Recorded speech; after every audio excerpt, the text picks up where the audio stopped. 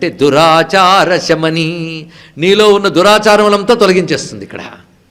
అయితే అమ్మ మన దురాచారాలు తొలగిస్తే ఆవిడికి ఏవైనా దురాచారాలు ఉన్నాయా, దోషాలు ఉన్నాయా? ఆవిడికి ఏ దోషం లేదండి. కొందరు కొంచెం బురద ఉంది తీసేవా అని మన దగ్గరికి వచ్చారనుకోండి, తీయం మనం. ఎందుకు? వాడికి తీసే ప్రయత్నం మనకు అంటుకుంటుందేమోనని. అయితే అలాగే అమ్మవారు మనలో ఉన్న దురాచారాలు తీస్తారు అంటే ఆవిడకి భయమా అండి? మన దురాచారాలు ఆవిడకి అంటతాయా? అంటవు. అందుకే దోషవర్జిత. చూసారా, మొత్తం లలితా సహస్రనామాల్లో నామాలు గుంపంతా దుర్గమ్మే. దుర్లభ, దుర్గమా, దుర్గా, దుఃఖహంత్రి, సుఖప్రద, దుష్టదూర, దురాచార శమని, దోషవర్జిత. మీరు ఈ నామాలు వింటే ఇంత దకారంతోనే ఉన్నాయి నామాలని. చూసారా, ఇది ఒక మంత్రం అండి. లలితా సహస్రంలో ఇది ఒక మంత్రం. దీన్ని రోజు జపం చేసుకుంటే దుర్గామంత్రి జపమే. అంత విశేషం. అందులో మొదటి 2 నామములు దుర్గా అని మనకు అర్థం చెప్తాయి. తర్వాత 2 నామాలు దుర్గా ఉపాసన ఫలాన్ని చెప్పే. చూడండి ఇక్కడ దుర్లభ, దుర్గమ అర్థము, దుఃఖహంత్రి, సుఖప్రద ఫలము. ఒక్క నామంలో దుర్గకు అటు ఇటు పెట్టి వశిన్యాది వాగ్దేవతలు ఎంత గొప్పగా ఇచ్చారు మన కోసం. కనుక ఇప్పుడు దుర్గా అంటే అర్థం ఏం తెలిసింది? ఏది దుర్లభమో ఏది దుర్గమమో ఆ బ్రహ్మతత్వమే దుర్గా. ఇది ప్రధానమైన అర్థం. కానీ దుర్గా ఎవరిని తెలియజేస్తుంది? సాక్షాత్ పరమాత్మని తెలియజేస్తుంది. పరమాత్మకే మరొక పేరు దుర్గా.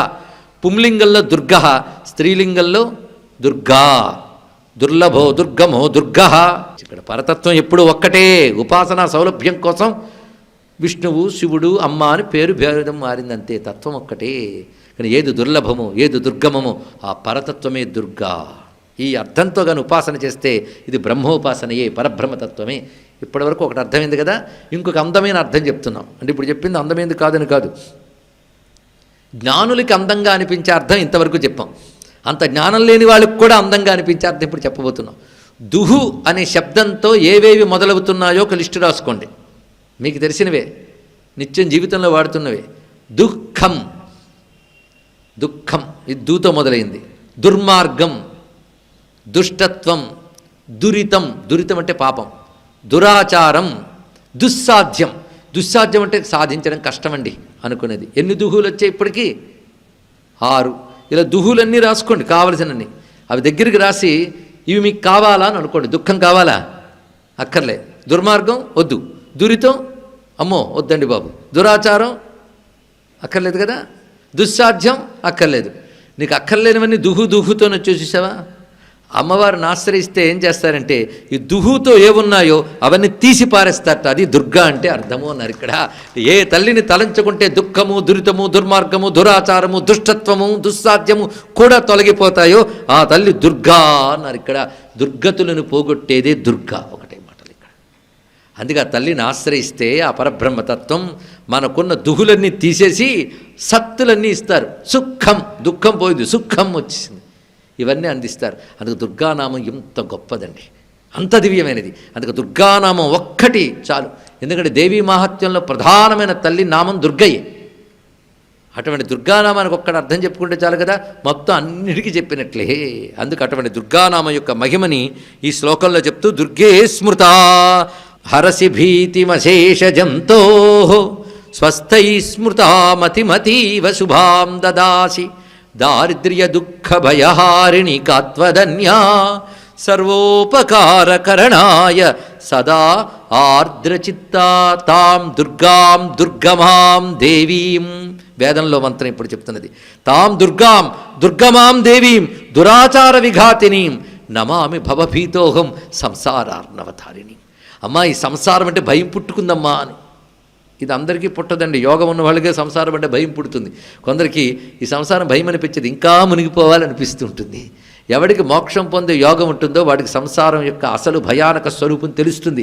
తెలిస్తే దాని నుంచి సంసార కూపమతి ఘోరమగాధమూలం సంప్రాప్య దుష్ట శత్సర్ప సమాకులస్య దీనస్య దేవదయయా శరణాగతస్య లక్ష్మీ నృసింహ మమదేహి కరావలంబం అన్నట్లుగా ఈ భయంకరమైన సంసారం నుంచి, అంటే అజ్ఞానపూరితమైనటువంటి సంసారం నుంచి బయట పెట్టే తల్లి. అంటే సంసారం సముద్రంలో ఉంటే దాటించుతుంది అమ్మవారు. అందుకే దుర్గా అంటే దాటించే తల్లి. అందుకే నమామి భవభీతోహం, సంసారానికి భయపడినటువంటి జ్ఞానినైన నేను అమ్మవారిని శరణ వేడుతున్నాను. జ్ఞానికే సంసారం అంటే భయం ఉంటుందండి. అందుకే ప్రహ్లాదునితో నరసింహస్వామి అంటాడు, నా ఉగ్రరూపం చూసి భయం కలగట్లేదా అంటే, ఇంత చక్కని రూపం చూసి భయపడేవాడు మూర్ఖుడు స్వామి అన్నాడు. ఎందుకంటే భయపడాల్సింది సంసారాన్ని చూసి, నిన్ను కాదు.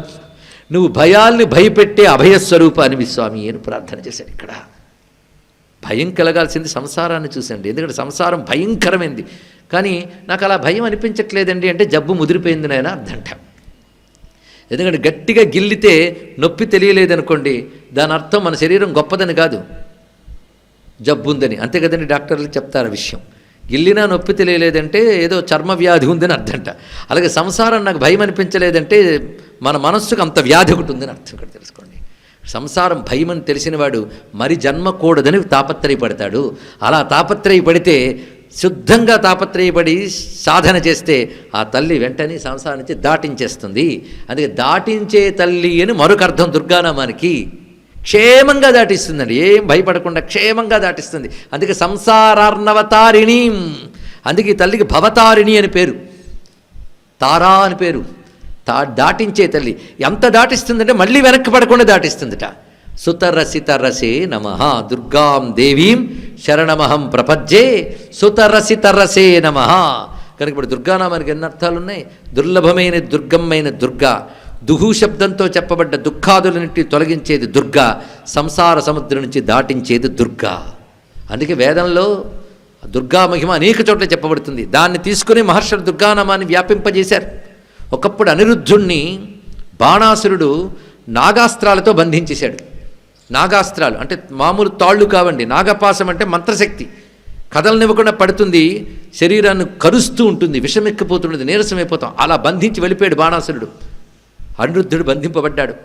ఆ సమయంలో సూక్ష్మ మార్గంలో తేజోమయమైన రూపంతో నారదులు వారు వస్తారు అక్కడ అనిరుద్ధుడి దగ్గరికి. వచ్చి నీకేం భయం కలగని ఒక నామము చెప్తూ ఉన్నాను, జాగ్రత్తగా చేసుకో, దీనివల్ల నీకు ఈ నాగపాసాలు వదిలేస్తాయి. పేరు కట్టినట్టు కనబడితే కానీ బాధ ఉండదు. కొద్దిసేపటి కృష్ణుడు వస్తాడు, నిన్ను అనుగ్రహిస్తాడు అని 8 నామాలు చెప్తాడండి ఆయన. ఆర్యాయై నమః, దుర్గాయై నమః, వేదగర్భాయై నమః, అంబికాయై నమః, భద్రాయై నమః, భద్రకాళ్యై నమః, క్షేమ్యాయై నమః, క్షేమంకర్యై నమః. 8 నామాలండి. 8 నామాలు నిత్యం జపించుకోవచ్చు. ఏదైనా బాధ కానీ కష్టం కానీ గ్రహబాధలు కానీ ఎక్కువ ఉంటే కొంచెం ఎక్కువ సంఖ్యలో జపించుకుంటే ఇది పనిచేస్తుంది. ఇక్కడ ఉన్నటువంటి అద్భుతమైన ఈ భావం మనం గ్రహిస్తే 8 నామాల్లో క్షేమంకరి అని చివరికి వచ్చింది. కాళిదాసు మహాకవి అమ్మవారి ఒక్కొక్క నామం వల్ల ఒక్కొక్క ఫలితం వస్తుందని శ్లోకం రాశాడు. లక్ష్మీం రాజముఖే జయాం రణముఖే క్షేమంకరీం అధ్వని. అక్కడ చెప్తారు క్షేమంకరీం అధ్వని అంటే అర్థం ఏంటంటే నడిచే దారుల్లో క్షేమంకరి అనుకుంటే తల్లి కాపాడుతుంది. దుర్గానామం నువ్వు ఎక్కడికెళ్ళినా నిన్ను కాపాడుతుంది. అరణ్యే రణే ప్రాంతరే శత్రు మధ్యే, ఒంటరిగా అడవుల్లో చిక్కడిపోయినప్పుడు, నీ వాళ్ళంటూ ఎవరూ లేని సమయంలో, శత్రువులు నిన్ను ముట్టడించినప్పుడు, అగ్నిలో నువ్వు చిక్కడిపోయినా, ప్రకృతి వైపరీత్యాల్లో మునిగిపోయినా ఒక్కసారి దుర్గానామాన్ని పలికితే ఆ తల్లి నిన్ను రక్షిస్తుంది అని శాస్త్రవాక్యం అండి. చివరికి 12వ అధ్యాయంలో అమ్మవారు చెప్తారు అది. ఆ దుర్గానామం రక్షణ శక్తి. ఇప్పుడు మరొక అర్థం చెప్తున్నా, దుర్గా అనగా రక్షణ శక్తి. దుర్గనామానికి ఎన్ని అర్థాలు చెప్పాము ఒక్కసారి ఆలోచించుకోండి. దుర్గము అనే మాట ఎప్పుడైనా విన్నారండి? ఇంకా తెలుగు గుర్తుంటే కోట. కోట అంటే ఏమిటి? సేఫెస్ట్ ప్లేస్ అని అర్థం. రాజు దుర్గంలో ఉన్నాడంటే హాయిగా ఉంటాడు. ఎందుకంటే దుర్గం చుట్టూ కందకం ఉంటుంది, అంతంత ప్రాకారాలు ఉంటాయి, చుట్టూ సైన్యం ఉంటారు. కాబట్టి రాజు క్షేమంగా పడుకోగలుగుతాడు. శత్రువులు దాడి చెయ్యనివ్వకుండా రక్షించే చోటు ఏదో అది దుర్గము. అలాగే మనల్ని బాధించే శక్తుల వల్ల మనకు దుఃఖము కలగకుండా మనల్ని రక్షించే శక్తే దుర్గా. ఒక దుర్గము కాపాడుకున్నట్టు కాపాడుకుంటుంది. కనుక దుర్గా అంటే రక్షణ శక్తి, ఆశ్రయ శక్తి. ఎన్ని అర్థాలు! ఇన్ని అర్థాలు కలిపి ఒక్క నామంలో పెట్టి చిచ్చుబుడ్డిలో మందు దట్టించినట్టు ఎన్నో అర్థాలు దట్టించి మనకు ఋషులు ఇచ్చారండి. ఎంత దివ్యమైన నామం! చిచ్చుబడ్డికి నిప్పు పెట్టి అందులో అగ్నిని చూస్తావు, దుర్గానామంలో నీ బుద్ధి పెట్టి అందులో ఉన్న జ్ఞానప్రకాశాన్ని చూడు నువ్వు. చెయ్యి. ఏమి దివ్యనామం దుర్గా అనేది! ఆవిడ క్షేమంకరి. ఏమి నామం అండి! శ్రీ క్షేమంకరి దుర్గాయై నమః. ఈ నామం మీ 2 వీలర్సు 4 వీలర్సు ఆటోలు కార్లు బస్సులు లారీలు వీటి మీద కానీ రాశారు అనుకోండి, మీ ప్రయాణం క్షేమంగా ఉంటుంది. మీ వెనకాల ప్రయాణం చేసే వాళ్ళు కూడా ఆ నామం చూసి ఒకసారి అనుకుంటారు కనుక వాళ్ళు కూడా క్షేమంగా ఉంటారు. ఇది తెలుసుకోండి ఇక్కడ. అందుకే శ్రీ క్షేమంకరీ దేవ్యై నమః. అది రక్షణ కలగాలంటే అలా రక్షిస్తుంది క్షేమంకరీ దుర్గా. అంత దివ్యమైనటువంటి వైభవం ఉన్నదండి ఇక్కడ దుర్గ రక్షణ శక్తి. అందుకే శ్రీ ఆర్యాయే నమః, దుర్గాయే నమః, వేదగర్భాయే నమః, అంబికాయే నమః, భద్రాయే నమః, భద్రకాళ్యే నమః, క్షేమ్యాయే నమః, క్షేమంకర్యే నమః. దుర్గ మహిమ 8 నామాల్లో ఉంది ఇక్కడ. అటువంటి రక్షణ శక్తి అయిన దుర్గాదేవిని ప్రభాతే స్మరేత్ నిత్యం దుర్గా దుర్గాక్షరద్వయం ఆపదస్తస్య నశ్యంతి తమస్సూర్యోదయం యథా అని మంత్రశాస్త్రం చెప్తున్న మరొక భావం. ఎవడైతే ప్రభాత కాలంలో ప్రేమగా దుర్గా అనే 2 అక్షరాలను భక్తిగా అంటాడో వాడికి ఆపదలు తొలగిపోతాయి. ఎలా అంటే సూర్యుడు ఉదయిస్తే చీకట్లు ఎలా తొలగిపోతాయో దుర్గా నామం ఉదయిస్తే ఆపదలు ఎలా తొలగిపోతాయి. అది దుర్గానామం యొక్క మహిమ. ఎంతసేపు చెప్పుకున్నాం. శాస్త్రం మరొక మాట చెప్తుంది, నా నామ మహిమని ఎవరైతే వర్ణిస్తారో ఆ వారిని విన్నవారిని నేను కాపాడుతానని అమ్మ మాటిచ్చింది కనుక మనందరికీ దుర్గమ్మ రక్ష వాళ్ళు లభిస్తున్నది ఇక్కడ. తల్లి, ఇంతకీ నువ్వు రాక్షసుల్ని సంహరించడం దయయా క్రోధమా ఇప్పుడు తేలలేదు. ఇంకా మనకి లోకానికి క్షేమం కలిగించడం కోసం రాక్షసులను సంహరించింది, ఒప్పుకుంటాం. రాక్షసులకి ఏం లాభం దానివల్ల చెప్పండి? మరి ఏం చేస్తారండి? తప్పులు చేశారు కానీ అనుభవించక తప్పదు అని ఊరుకోవడం కాదు, వాళ్ళని కూడా అమ్మ దయ చూపించిందిట. ఇది ఈ రహస్యం అంటే ఇక్కడ చూపిస్తున్నాడు.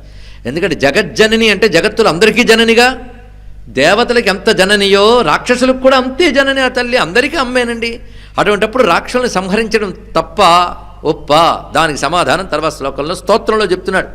ఏ బిర్హతైర్జగదుపైతి సుఖం తథైతే కుర్వంతు నామ నరకాయ చిరాయ పాపం సంగ్రామ మృత్యుమధిగమ్య దివం ప్రయాంతు మత్వేతి నూనం అహితాన్ వినిహంసి దేవి.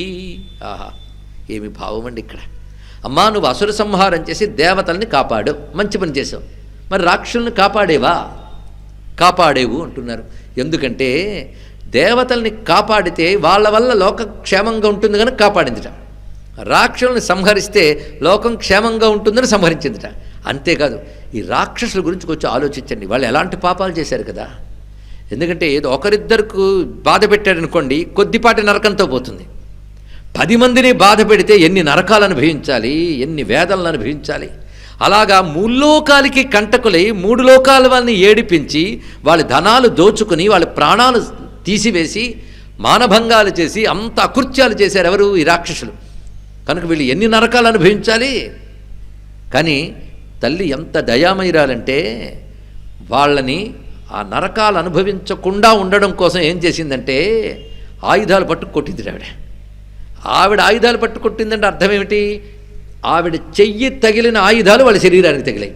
ఆ తల్లి చెయ్యి సామాన్యం కాదు, అందరినీ పవిత్రం చేయగలిగినటువంటి చెయ్యి. అలాంటి పవిత్రవంతమైనటువంటి హస్తంతో ఆయుధం పట్టుకుని కొట్టగానే అమ్మవారి యొక్క దయ ఈ హస్తం నుంచి ఆయుధం ద్వారా వాళ్ళ శరీరాన్ని తగిలిందిట. తగలగానే వాళ్ళు చేసిన పాపాలన్నీ శరీరంలో మరణ రూపంలో సంహార రూపంలో కడగబడి వాళ్ళు ఇంకా నరకాలకు పోకుండా స్వర్గాది లోకాలకు వెళ్ళగలిగారు. కాబట్టి తల్లి నువ్వు వాడిని శిక్షించి రక్షించవు తల్లి అన్నారు ఇక్కడ. ఎంత రమ్యమైన మాట. అందుకే వీళ్ళు కానీ పోతే నరకానికి పోతారే, చిరాయ అది కూడా కలకాలం పోతారే అని సంగ్రామ మృత్యువిచ్చావు. ఎందుకంటే యుద్ధంలో మరణిస్తే వీరస్వర్గం కదా. అందుకు వీళ్ళంతా వాళ్ళు ఎలాగూ చచ్చిపోతారు, ఎప్పుడు ఆయువు తీరిపోతే. చచ్చిపోతే పాపాల ఫలాలుగా నరకాలకు పోవాలి. కనుక వీళ్ళని యుద్ధంలో చంపితే వాళ్ళు వీరస్వర్గానికి వెళ్తారు కదండి. అందుకే యుద్ధం ఒకటి కల్పన చేసి వాళ్ళని సంహరించి అనుగ్రహించావు. లేకపోతే తల్లి నువ్వుతో యుద్ధం చేస్తున్నప్పుడు చూపులకి వాళ్ళు భస్మమైపోవాలి. ఎందుకు కాలేదు అంటే వాళ్ళని ఆయుధాలతో పవిత్రం చేయడం కోసం కాసేపు నువ్వు చూసేటట్టు చేసావు.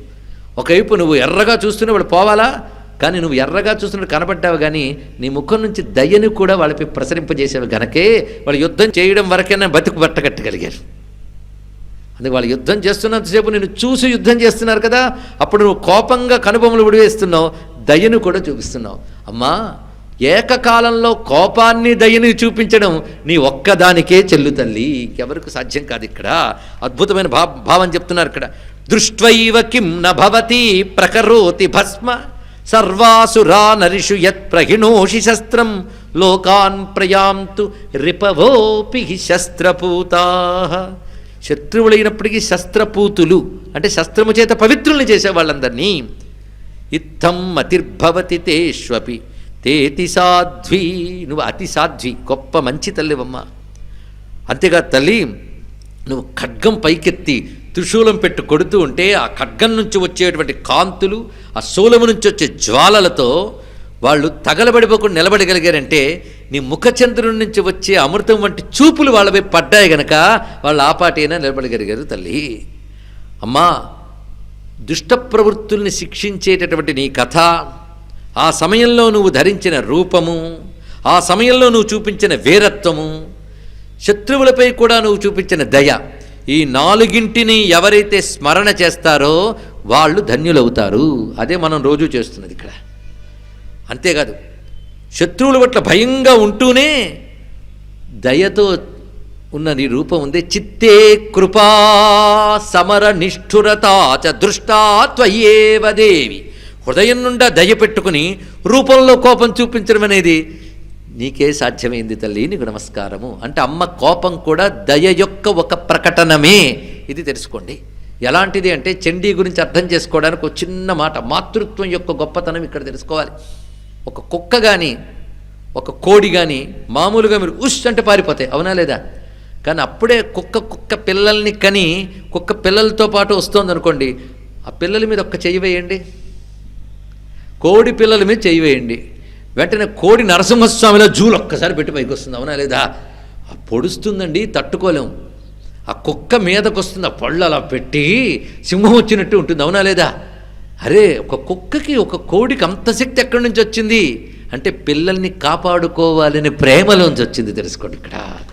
అలాగే జగత్తుని కాపాడాలనే ప్రేమలోంచి అమ్మ యొక్క ఉగ్ర రూపం బయటకు వచ్చింది ఇక్కడ. అందుకే ప్రేమ యొక్క స్వరూపమే ఆ ఉగ్రత్వము. అందుకే అమ్మ కోపము కూడా ప్రేమయే. అందుకు చండీ అనగానే ప్రేమస్వరూపిణి. అమ్మా, ఇప్పుడు అన్నీ బాగున్నాయి, హాయిగా ఉన్నాయమ్మా. ఇప్పుడు నువ్వు చేసిన పని వల్ల 3 లోకాలు రక్షింపబడ్డాయి. రాక్షసుల నుంచి సంహరింపబడి స్వర్గాలు గెలిపోయారు. మాకేమో రాక్షసుల భయం పోయింది. అన్ని విధాలు అన్నీ బాగున్నాయి, ఎవ్వరికి ఇంక బాధలు లేవు తల్లి, అందుకు నీకో నమస్కారం అన్నారు ఇక్కడ. త్రైలోక్యమేతదఖిలం రిపునాశనేన త్రాతంత్వయా. ముల్లోకములు కూడా శత్రునాశనం చేత నీ వల్ల రక్షింపబడ్డాయి. సమరమూర్ధనితేపి హత్వా నీతాదివం రిపుగణా. యుద్ధంలో నీ చేత సంహరింపబడి వీళ్ళందరూ స్వర్గలోకాలు గెలిపారు. భయమప్యపాస్తమస్మాకమున్మదసురారిభవం నమస్తే నమస్తే నమస్తే. ఇదండి అక్కడ పట్టుకోవాలి, నమస్తే దగ్గర. ఈ నమస్కారమే చాలా ప్రధానం. అమ్మ దగ్గర నమస్కారం చేస్తే చాలండి, ఇంకేం అక్కలేదే. నమ్మకం. ఈ నమ్మకం తర్వాత కొన్ని అధ్యాయాల తర్వాత రాబోయే అపరాజితా సూక్తంలో కనబడుతుంది మనకి. అపరాజితా సూక్తం అంటే యాదేవీ సర్వభూతేషు, కానీ సర్వశాస్త్రముల ప్రకారంగా సమన్వయించాలంటే మాత్రం యాదేవీ సర్వభూతేషు సూక్తమే అపరాజితా సూక్తం.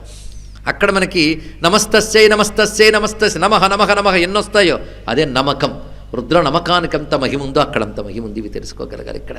ఏదో బాగా మనకు తెలిసిపోయింది కనుక ఏదో మామూలు అనుకుంటున్నామండి. చూడండి, రుద్రం కొందరు అలా చదివేస్తారు, కొంతమంది అలాగే ఈ స్తోత్రాలు చదివేస్తారు. కానీ భావం తెలిస్తే హృదయం కరిగిపోయి కనుల అశ్రువులు రాలుతాయండి. అంత గొప్ప భావం ఉంటుంది. అందుకే భావం తెలియాలి. ఓ తల్లి నీకు నమస్తే. ఇప్పుడు అమ్మని రక్షించమని అడుగుతున్నారు. ఆయుధాలు పట్టుకున్న తల్లి రక్షించాలి మనల్ని. ఆయుధాలన్నీ మనల్ని రక్షించడానికే. దేవతాయుధాలు అంత గొప్పవి. కొందరు మనల్ని విమర్శించడానికి ఒక మాట అంటారు, మీ దేవతల చేతుల్లో ఆయుధాలు ఉంటాయండి, అంత హింస, మా దేవతల చేతుల్లో ఏమీ ఉండవండి, అంత గొప్ప అన్నారు. ఆయుధాలు శిక్షణకి కాదు, రక్షణకు కూడా. మా దేవుళ్ళు మమ్మల్ని రక్షిస్తారు, అవసరమైతే దుష్టుని శిక్షిస్తారని చెప్పడానికి ఆయుధాలు ధరించారు. చెప్పుకోండి, ఒక చేతితో కాదు అనేక చేతులతో మమ్మల్ని రక్షిస్తున్నారు. ఇలాంటి దేవుళ్ళని కలిగిన హిందూ మతంలో పుట్టడం మనం చేసుకున్న అదృష్టం చూడండి ఇక్కడ. ఒక్క ఆయుధం రక్షణ శక్తి.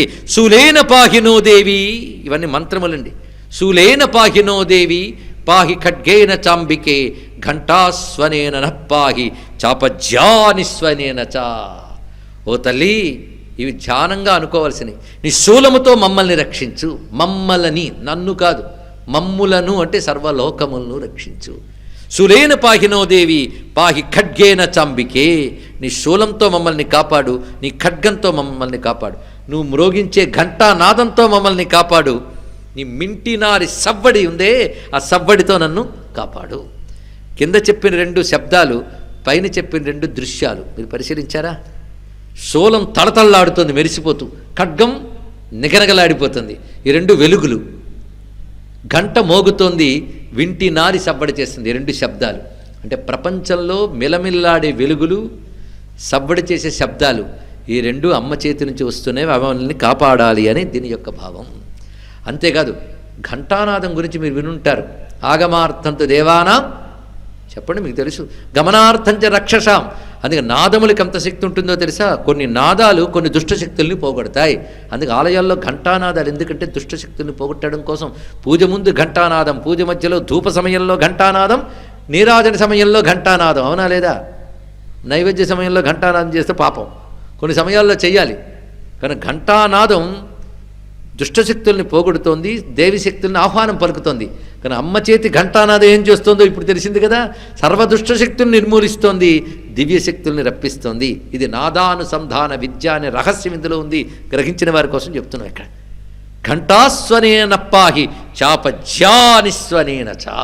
ఆ వింటినారి లాగినప్పుడు చప్పుట్టండి అంటే ఏంటో తెలుసా?